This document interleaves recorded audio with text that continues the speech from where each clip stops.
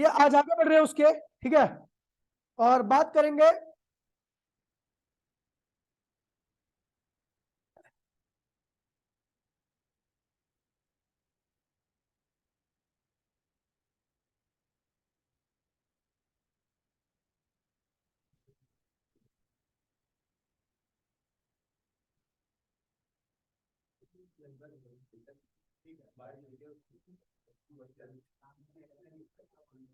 लिखिए भैया, एक क्वेश्चन लिखिए। अ स्टील वायर एनसीईआरटी क्वेश्चन है, काफी इंपॉर्टेंट क्वेश्चन है। अ स्टील वायर 0.72 मीटर, हरजीत लिख। A steel wire 0.72 meter long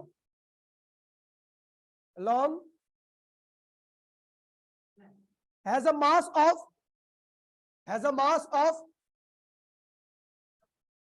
a steel wire 0.72 meter long has a mass of 5 into 10 to the power minus 3 meter gram, 5 into 10 to the power minus 3 kilogram, kilogram, full stop. If the wire is 5 into 10 to the power minus 3 kilogram, full stop. If the wire is under the tension of 60 Newton, under the tension of 60 Newton,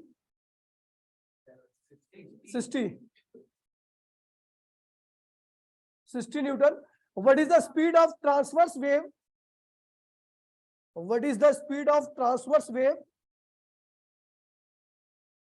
What is the speed of transverse wave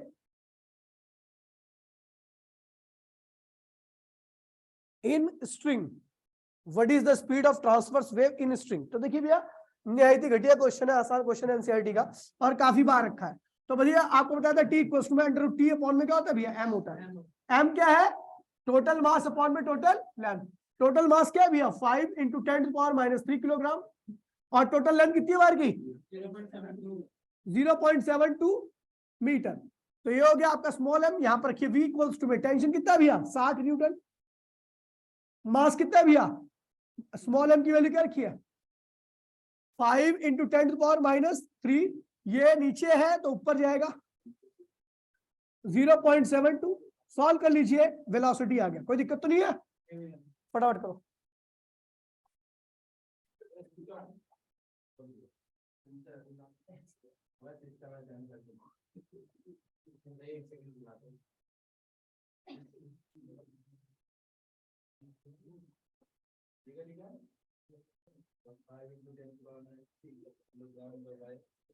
copy में लिख ले, वरना बहुत मारूंगा, जाने क्यों।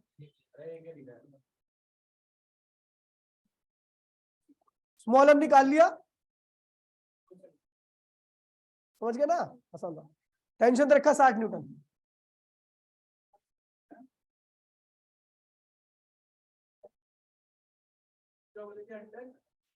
Under the tension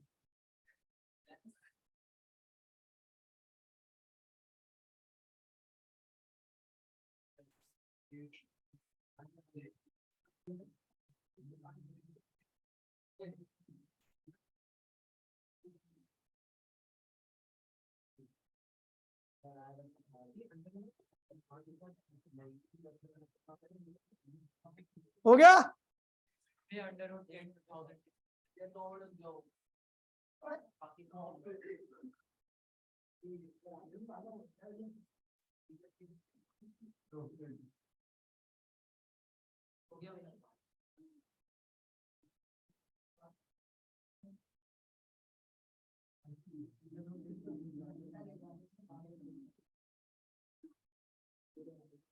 देखिए भैया, अगला टॉपिक आ रहा है भाई। ओए, अब जो आ रहा है वो ज्यादा इंपॉर्टेंट है क्योंकि इसको यूज बहुत होना है।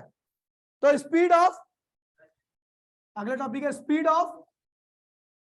Of longitudinal wave liquid slash air. ठीक है भैया, लिक्विड और एयर के अंदर लॉन्गिट्यूडनल वेव की स्पीड निकालनी है। ठीक है भैया, लॉन्गिट्यूडनल वेव याद है ना भैया?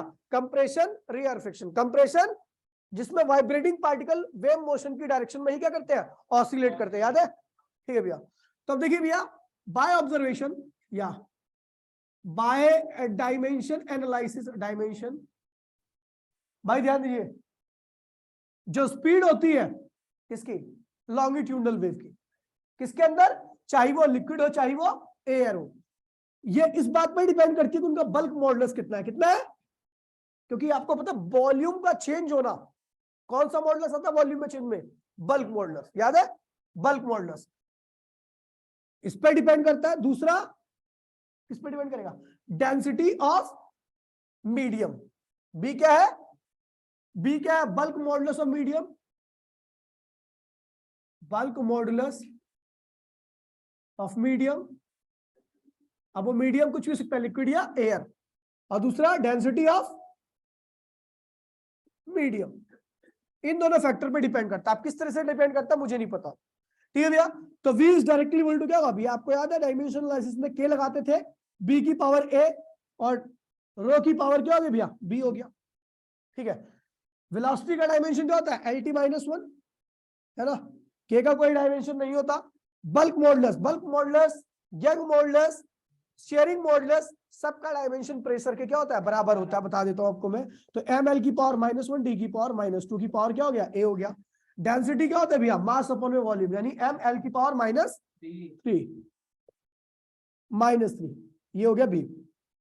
यहां पर एम है, यहां पर एम नहीं है, तो यहां पर लिख दीजिए एम की पावर 0, एल की पावर 1, डी की पावर -1 हो गया, ठीक है। और इधर लिखिए एम की पावर ए भी है, एम की पावर बी भी है, तो एम की पावर ए प्लस बी, एल की पावर माइनस है, एल की पावर -3 भी है, तो एल की पावर -a -3b, और टी की पावर -2a है, क्या है भैया, -2a। तो भैया देखिए टी से टी क्या हुआ, कैंसिल हो गया, तो टी से टी कैंसिल हो गया, तो -2a बराबर में क्या हो गया, -1, माइनस से माइनस कैंसिल होगा, ए की वैल्यू क्या होगी, हाफ, क्या आ गई, हाफ आ गई।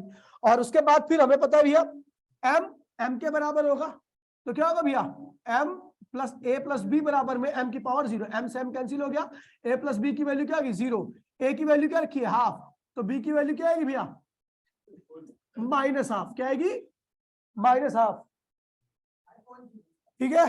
उसके बाद ये दोनों जो वैल्यूज रखी है वो यहां पर पुट करनी है आपको। तो देन वेलोसिटी इक्वल्स टू में के, बी की पावर क्या है भैया, हाफ, और रो की पावर क्या है भैया, -हाफ। इसकी पावर पॉजिटिव करने के लिए क्या करो, हाफ हो गया। अब के है कांस्टेंट है, 1 लिख दीजिए इसकी जगह पे, और बी की पावर हाफ है और रो की पावर हाफ है, तो दोनों की पावर क्या हो गया, √ हो जाएगा। तो स्पीड ऑफ लॉन्गिट्यूडनल वेव या speed of longitudinal wave in liquid या एयर, हमेशा आपको यही फॉर्मूला इस्तेमाल करना है। बी क्या है, उस मीडियम का बल्क मॉडुलस, और रो क्या है, उस मीडियम की डेंसिटी। फटाफट कॉपी कीजिए भैया 1 मिनट के अंदर। जब लॉन्गिट्यूडनल वेव की स्पीड क्या होगी लिक्विड या एयर में, तो आपको यही लगाना है।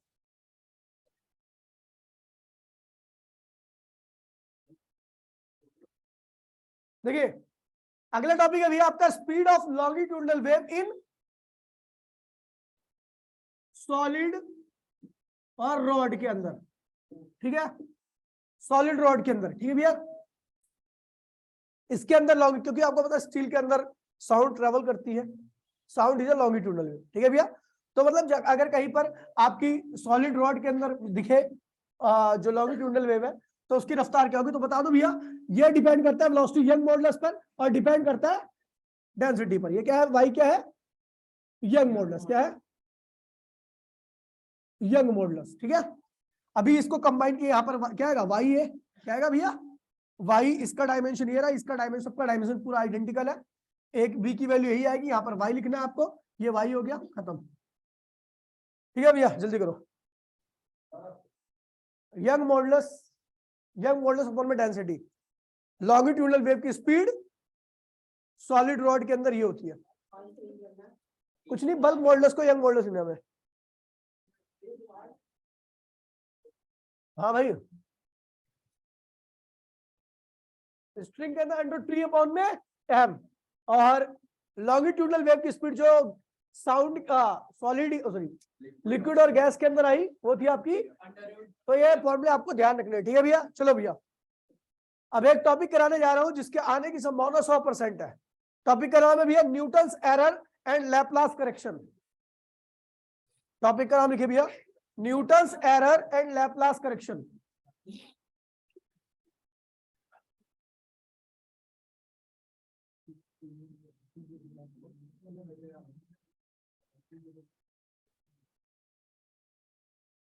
टॉपिक का नाम है न्यूटन्स एरर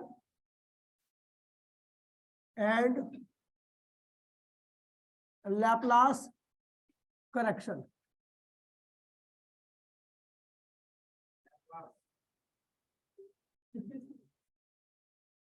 ठीक है, न्यूटन्स एरर और लैपलास करेक्शन। देखिए भाई, न्यूटन, पहले हम बता रहे हैं न्यूटन एरर के बारे में पढ़ रहे हैं। न्यूटन्स एरर, देखिए न्यूटन ने बोला कि जो साउंड होता है ना, जब वो एयर के अंदर चलता है, जैसे मैं बोल रहा हूं, तो जब वो एयर के अंदर चलता है तो ये जो प्रोसेस है वो है भैया आइसोथर्मल प्रोसेस। क्या है?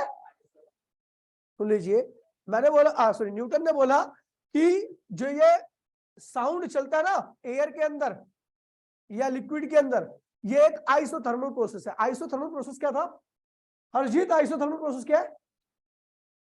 आइसोथर्मल प्रोसेस क्या बता चल। आइसोथर्मल प्रोसेस कहता है किसे है? आजा आगे आजा, मैं आऊंगा तो बहुत मारूंगा। क्या था आइसो? आइसो मतलब क्या होता है? दो इलेक्ट्रॉन।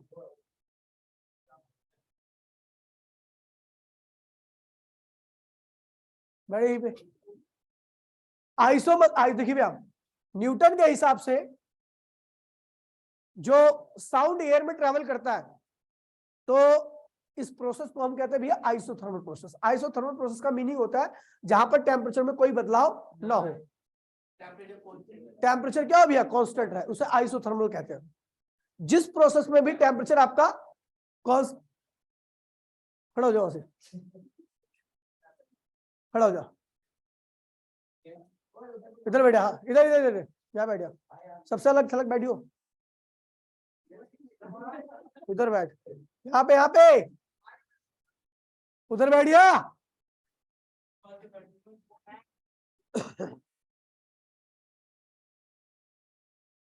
तो न्यूटन ने बोला भैया कि अरे भाई प्लीज, साउंड जब ट्रैवल करता है एयर के अंदर तो वो आइसोथर्मल प्रोसेस के अंतर्गत ट्रैवल करता है।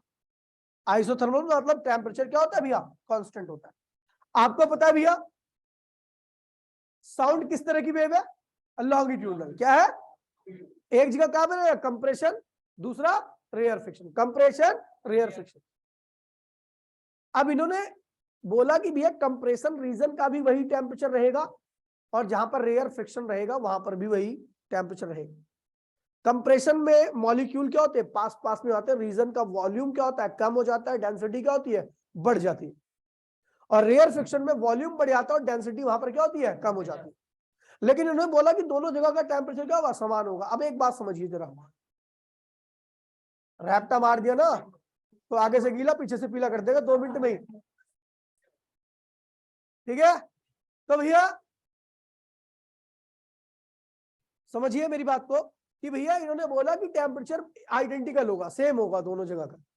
अच्छा एक बात समझिए, दिमाग लगाइए, साउंड की रफ्तार काफी तेज होती है, जो कि होती है 335 मीटर के आसपास पर सेकंड, और ये काफी तेज प्रोसेस होता है, आपके बस की बात नहीं है। ठीक है भैया, अब इतने में कंप्रेशन रेयर फ्रिक्शन बन रहा है। तो आपको पता है कि क्या ऐसा लगता है कि इतना टाइम मिल जाता होगा कि भैया कंप्रेशन वाले रीजन से हीट निकल जाती होगी और रेयर फ्रिक्शन वाले में हीट एड अप हो जाती होगी? ऐसा होता होगा? ये बहुत तेज प्रोसेस है। तो क्या इतना टाइम है? क्योंकि आइसोथर्मल प्रोसेस वही प्रोसेस होता है जिसमें मैंने कंडीशन लिखवाई थी, process should be very slow और वॉल शुड बी डाइथर्मल। यहां पर दोनों चीजें फेल हो रही है क्योंकि प्रोसेस क्या काफी तेज है, पहली फेल, और दूसरा कह रहा है भैया कि वॉल शुड बी डाइथर्मल, मतलब कि कंडक्टिंग होनी चाहिए। और एयर आपको पता है इंसुलेटर होती है। क्या होती है? तो इसका मतलब ये स्टेटमेंट ठीक है भैया गलत है न्यूटन के हिसाब से। खैर और गलत प्रूफ करेंगे न्यूटन को। देखिए भैया according to Newton, according to Newton, according to Newton, the propagation of sound in air, the propagation of sound in air is an isothermal process, is an isothermal process. The propagation of sound in air is an isothermal process.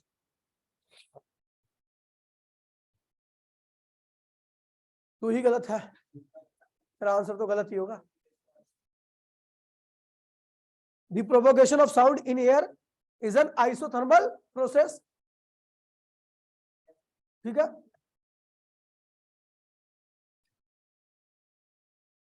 ठीक है, ठीक है। According to him, according to him,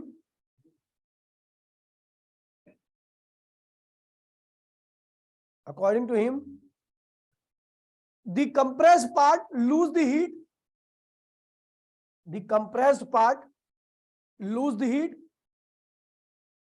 and expand part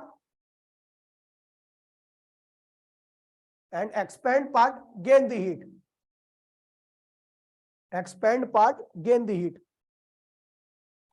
कह रहा भैया इनके हिसाब से जो कंप्रेस पार्ट था, मतलब जहां पर एयर मॉलिक्यूल क्या था भैया पास पास में थे, वो क्या करता था भैया हीट को लूज करता था, और ये वाला पार्ट क्या करता था गेन करता था। जहां पर ये कंप्रेशन है ये रेयर फिक्शन है, तो जो कंप्रेस पार्ट हीट को लूज करता था गेन करता था, इसलिए दोनों का टेम्परेचर क्या था भैया सेम होता था इनके हिसाब से। ठीक भैया बना लो।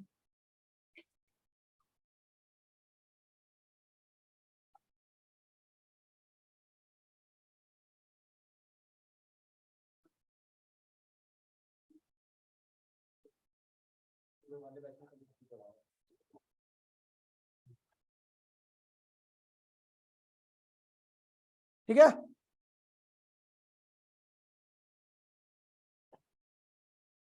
देखिए एज वी नो, ये तो न्यूटन के हिसाब से था सब कुछ।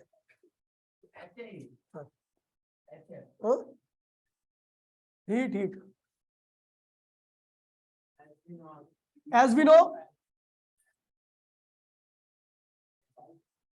as we know, this process is very fast, as we know, this process is very fast, and air is insulator, and air is insulator, very fast, and air is insulator, so it is impossible to say, it is impossible to say that, it is impossible to say that the propagation of sound,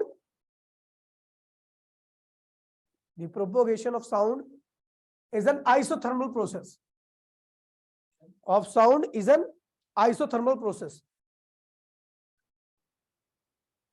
कह रहा भैया जैसा कि हमें पता है ये process काफी तेज होता है और एयर क्या होती है इंसुलेटर होती है, तो ये कहना असंभव है कि भैया क्या है भैया आइसोथर्मल प्रोसेस। ठीक है, यहां से पहले तो ये पता लगा, अब इसे प्रूफ भी कर देते हैं इनको।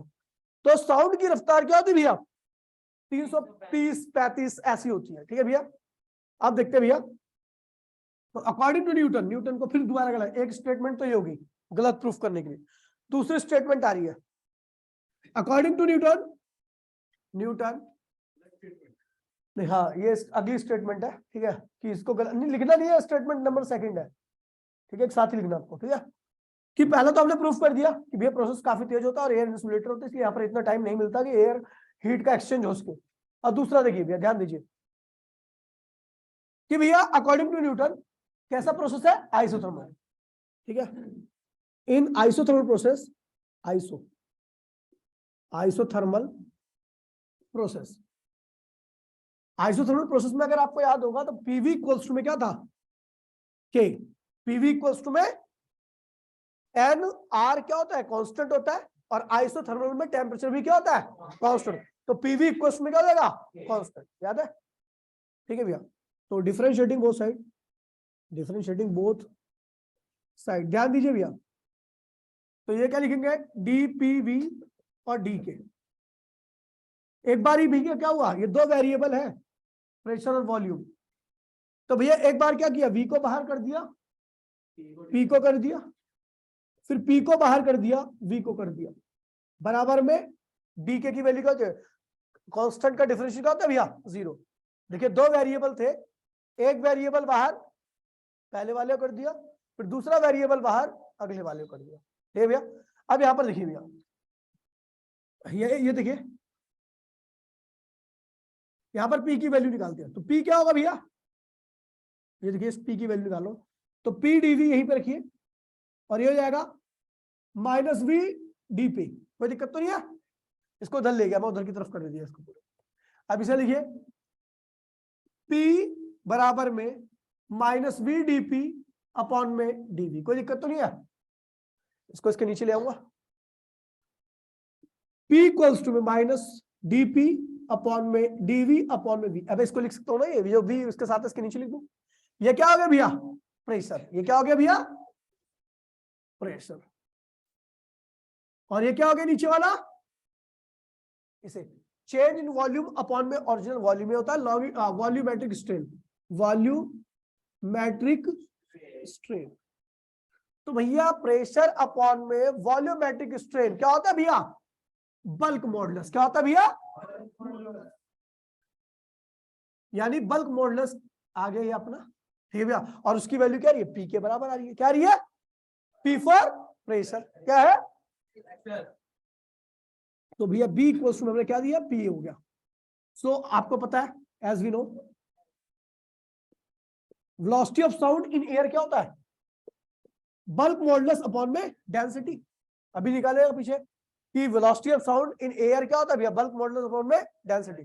तो भैया आपको पता है भैया बल्क मॉडुलस की वैल्यू क्या रखी है, पी के बराबर रखी है, और डेंसिटी क्या हो गई है, ये कौन सा प्रेशर है भैया, हम एयर की बात कर रहे हैं। तो एयर का प्रेशर क्या होता है, 1 atm। क्या होता है, 1 atm। और डेंसिटी जो होती है, एयर की डेंसिटी जो होती है वो होती है 1.27। क्या होती है, केजी पर मीटर क्यूब। इसको अगर आप सिंप्लीफाई करोगे तो वेलोसिटी इक्वल्स टू में क्या आएगा, 1 atm की वैल्यू होती है 1.01 into 10⁵ न्यूटन पर मीटर। ये न्यूटन पर मीटर में एटीएम की वैल्यू होगी, ठीक है भैया, आप पास कर लिख सकते हो। और ये हो जाएगा 1.27 केजी पर मीटर क्यूब। इसको सॉल्व करोगे तो आपका आएगा 280 मीटर पर सेकेंड। न्यूटन के हिसाब से अगर ये आइसोथर्मल प्रोसेस होता तो साउंड की स्पीड मात्र कितनी होती, 280 होती। कितनी होती, लेकिन हम जानते हैं बाय ऑब्जर्वेशन ये स्पीड कितनी आती है, 330 या 335 के आसपास। मतलब अगर मैं 330 भी लेके चलूं तो करीबन 50 मीटर पर सेकंड की एरर आ रही है इनके में। क्या आ रही है, ठीक है भैया। तो एरर ठीक है, ये क्या है भैया, गलत है, ये एरर आ गई न्यूटन के हिसाब। दोबारा बोल रहा हूं भैया, न्यूटन के हिसाब से ये प्रोसेस क्या था, आइसोथर्मल। क्या था, आइसोथर्मल प्रोसेस क्या होता है, जहां पर पीवी की वैल्यू क्या होती है, प्रोडक्ट कांस्टेंट होता है। डिफरेंशिएट किया, एक बार पी का किया, एक बार वी का किया, उसके बाद ठीक है, उसके बाद फिर इसको यहीं पे रखा, इसको उधर की तरफ ले गए और यहां से पी की वैल्यू निकाली। तो आपने देखा वी डीपी अपॉन में डीवी, और ये पी को यहीं पे, डीपी को यहीं पे रख दिया, वी को नीचे ले गया, ये हो गया। तो क्या हुआ भैया, ये ऊपर क्या है भैया, प्रेशर, और नीचे क्या है भैया, वॉल्यूमेट्रिक स्ट्रेन। प्रेशर अपॉन में वॉल्यूमेट्रिक स्ट्रेन जो होता है क्या होता है भैया, बल्क मॉडुलस। यानी बल्क मॉडुलस की वैल्यू किसके बराबर है, प्रेशर के बराबर। प्रूफ कर दिया। तो हम जानते हैं भैया, अभी थोड़ी देर पहले मैंने बताया था कि साउंड की स्पीड एयर के अंदर क्या होती है भैया, √b अपॉन में रो। बी क्या है भैया, बल्क मॉडुलस ऑफ एयर, और रो क्या है भैया, डेंसिटी ऑफ एयर। तो बल्क मॉडुलस की वैल्यू मैंने क्या रखी, पी रखी, और रो तो मैं जानता हूं प्रेशर क्या होता है हमारे एयर का 1 atm, और डेंसिटी क्या होती है 1.27 केजी पर मीटर क्यूब। सॉल्व किया 280 आया। फटाफट कॉपी करो, 1 मिनट के अंदर।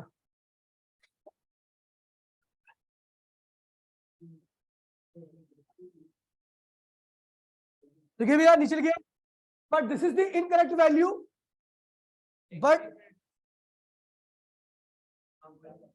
but this is the incorrect value by observation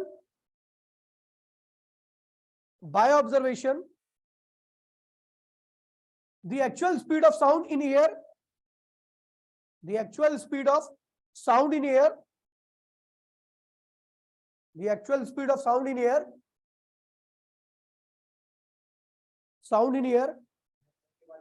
but this is the incorrect value.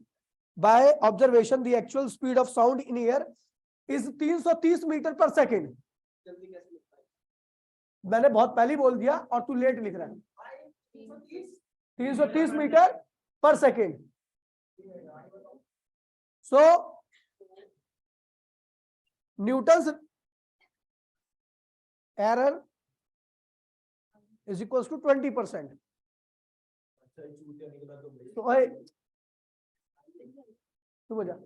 So Newton's error is equals to 20%. करीबन 20% की क्या भैया न्यूटन के अंदर एरर थी. ठीक है भैया, ये देख लेना 20%, 18% भी हो सकता है. ठीक है, इनकरेक्ट वैल्यू. ठीक है, लिखिए भैया लैपलास करेक्शन. Laplace correction. ओए अरे लिख तो ले स्टेटमेंट वगैरह. लैपलास करेक्शन लिखिए. According to Laplace, according to Laplace, according to Laplace, the propagation of sound in air, according to Laplace, the propagation of sound in air, Laplace, the propagation of sound in air is an adiabatic process. Is an adiabatic process because the speed of sound is too large. The speed of sound is too large. Adiabatic process. अब pressure तो बोला ही नहीं है. ठीक है, ठीक है, because the speed of sound is too large, so there is no sufficient time for exchange of heat. So there is no sufficient time for exchange of heat. The speed of light is too large, so that there is no sufficient time for exchange of heat in between compression and rear friction. In क्या लिख रहे हो यार इतनी तो. The process is very fast, so that there is no sufficient time for exchange of heat in between compression and rear friction. And rear friction, rear friction, compression and rear friction.